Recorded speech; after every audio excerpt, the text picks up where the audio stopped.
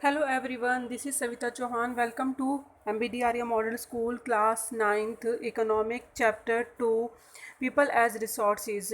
Previous video में student हमने पढ़ा था क्वालिटी ऑफ पॉपुलेशन कि उसको हम अगर इन्वेस्ट करते हैं तो उनकी हेल्थ पे और एजुकेशन पे तो क्या आउटकम्स आएंगे और क्या चैलेंजेस थे वो हमने रीड करे थे। लेकिन इस वीडियो में स्टूडेंट हम पढ़ेंगे quality of population on base of health, क्योंकि जो मेन हेल्थ है जैसे कि एजुकेशन पे हमने प्रीवियस वीडियो में पढ़ा था, इस वीडियो में हम पढ़ेंगे हेल्थ का।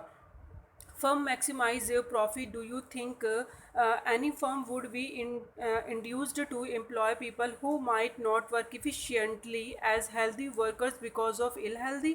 अच्छा, एक आप ये सोचो कि अगर मैक्सिमाइज प्रॉफिट कब होता है, जब फर्म्स के अंदर जितने भी काम करने वाले वर्कर्स होते हैं अगर सारे के सारे हेल्दी होंगे तो ज़्यादा आउटपुट दे पाएंगे। या फिर आप ये सोचो कि उसमें कोई ना कोई एम्प्लॉयमेंट वीक है या बीमार पड़ रहा है तो क्यों वो ज़्यादा फर्म आउटपुट दे पाएगी। सीधी सी बात है, जिस फर्म्स के अंदर सारे वर्कर्स की जो हेल्थ है वो अच्छी होगी वहीं पे आउटपुट अच्छा निकलेगा ना। तो that means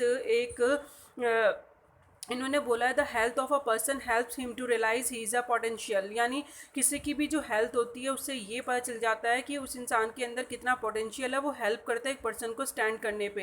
and the ability to, और ये भी पता चल जाता है कि उसकी जो एबिलिटी है किस काम को करने की है। एंड फाइट इलनेस, और बीमारी से लड़ने की उसकी अंदर कितनी क्षमता है। He she will not be able to maximise his her output to the overall growth of the organisation. अगर उसकी हेल्थ अच्छी नहीं होगी तो वो आउटपुट अच्छा नहीं दे पाएगा। लेकिन अगर वहीं पे हम कहें indeed health is an indispensable basis for realising one's wellbeing, हम अगर हेल्थ के बेसिस पे देखें तो रियलिटी में बहुत महत्वपूर्ण बहुत इंपॉर्टेंट एक वेलबींग है।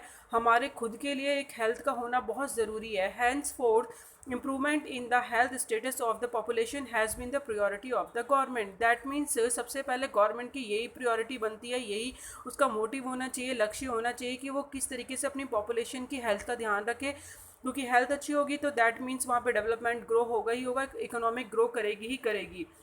Our national policy too aims to improving the accessibility of healthcare, family welfare, and nutrition service with a special focus to the underprivileged segment of the population. अगर जब स्कीम बनाती है गवर्नमेंट तो उसके अंदर ऐसी इम्प्रूव करे, इस तरीके से एसेसिबिलिटी होनी चाहिए कि जो लोग हैं अंडर प्रिविलेज, यानी जो बहुत ही ज़्यादा मतलब जिनको ज़रूरत है, जो प्रिविलेज हैं उनको इतनी ज़रूरत नहीं है, जो अंडर प्रिविलेज हैं उनको ज़्यादा ज़रूरत है, जो गरीबी रेखा के नीचे आते हैं, कि इस तरीके की पॉलिसीज़ होनी चाहिए कि हेल्थ केयर उनके पास एसेसिबल हो, पहुंच सके, फैमिली की वेलफेयर हो सके, पूरी फैमिली सुरक्षित रह सके। न्यूट्रिशनल सर्विसेज होनी चाहिए, जैसे कि छोटे बच्चों को आंगनबाड़ी में या स्कूल के अंदर मिड डे मील दिया जाता है। तो इस तरीके की स्कीम अगर निकाले तो पॉपुलेशन के लिए गवर्नमेंट को सोचना बहुत ज़रूरी है।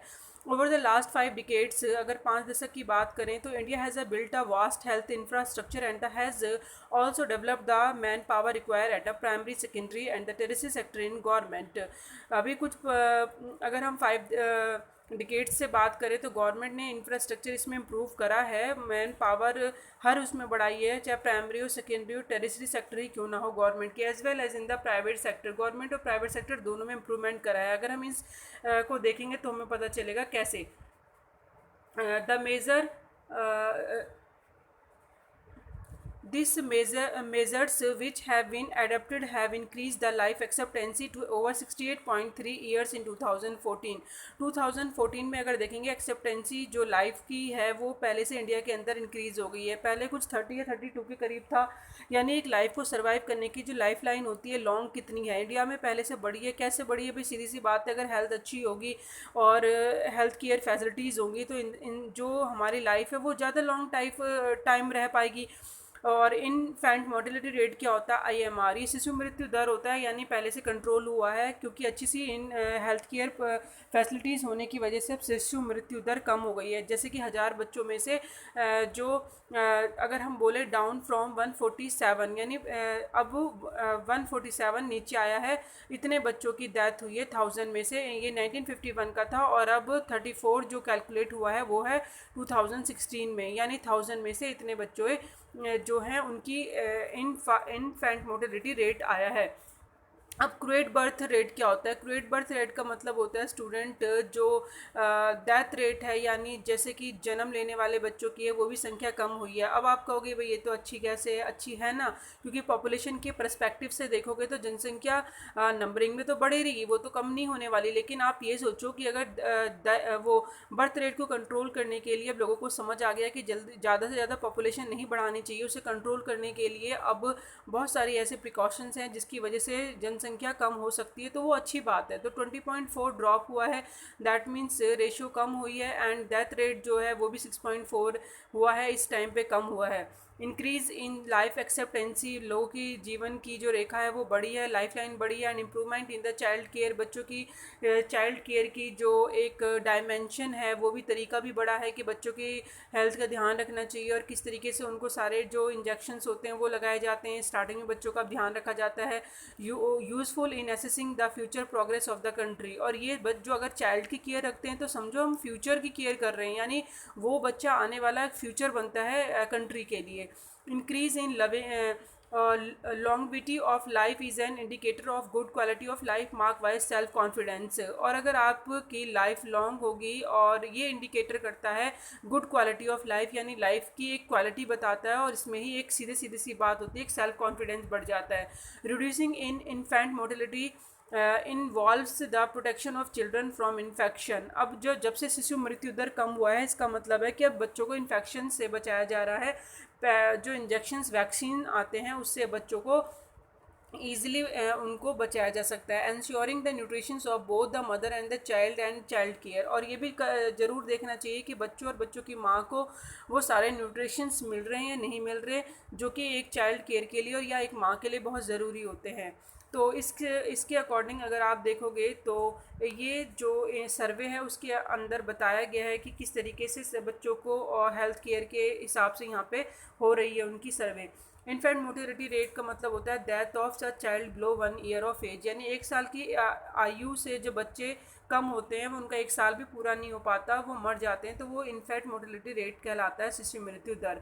बर्थ रेट किसे कहते हैं? Birth rate is number of babies born from every 1000 people during a particular period of time, यानी किसी टाइम में, यानी 1 साल के अंदर जन्म लेने वाले बच्चे, यानी हम कह सकते हैं कि जो 1000 बच्चे हैं पर्टिकुलर पीरियड ऑफ टाइम, किसी भी एक टाइम के अंदर जो बताया है, वो जन्म लेने वाले बच्चों की जो जनसंख्या है उसे जन्म हम दर कहते हैं। और डेथ रेट क्या होती है? यानी अ पर्टिकुलर टाइम, किसी भी समय, या हम 1 साल का पीरियड लेते हैं, या फिर 1000 बच्चों में से जितने बच्चे हैं मतलब मर जाते हैं, वो डेथ रेट होती है। और वही बर्थ रेट का भी यही है कि जन्म लेने वाले बच्चों में से जितने बच्चे 1000 बच्चों में से जन्म लेते हैं या उनकी जो जनसंख्या रह जाती है वो बर्थ रेट कहलाती है। 1000 बच्चों में से हम सिर्फ कैलकुलेट करने का एक जरिया बनाते हैं। ये एक हेल्थ इंफ्रास्ट्रक्चर है जो कि आप देखेंगे प्राइमरी हाई जो प्राइमरी स्कूल्स हैं, या फिर हम बोल सकते हैं दूसरे स्कूल हैं, सेंटर हाई स्कूल्स हैं, प्राइमरी हाई स्कूल्स हैं। और ये स्कूल्स जो आप देख रहे हैं पहले से इंक्रीज़ हुए हैं ईयर बाय ईयर, और इस तरीके से हॉस्पिटल्स भी आप देख रहे हैं पहले से ईयर बाय ईयर इंक्रीज़ हुए हैं, और बेड्स भी गवर्नमेंट में पहले से ज़्यादा इंक्रीज़ हुए हैं, आप देख सकते हैं यहाँ पे। और इसी तरीके से यहाँ पे रजिस्टर्ड डॉक्टर इन मेडिकल काउंसिल है जो कि पहले से यहाँ पे इंक्रीज़ हुई हैं। लेकिन यहाँ पे कुछ डाटा में इन्होंने कम दिखाया है, तो थोड़ा सा हो सकता है डाउट है, पता नहीं ये राइट है ये रॉन्ग है, क्योंकि बढ़ने ही चाहिए।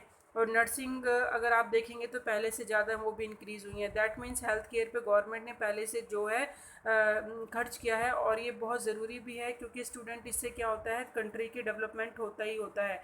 There are many places in India which do not have even these basic facilities. अभी भी बहुत सारे इंडिया के अंदर ऐसी प्लेसेस हैं जहाँ पे बेसिक फैसिलिटीज़ भी नहीं है, सोचो कितना बुरा हाल है।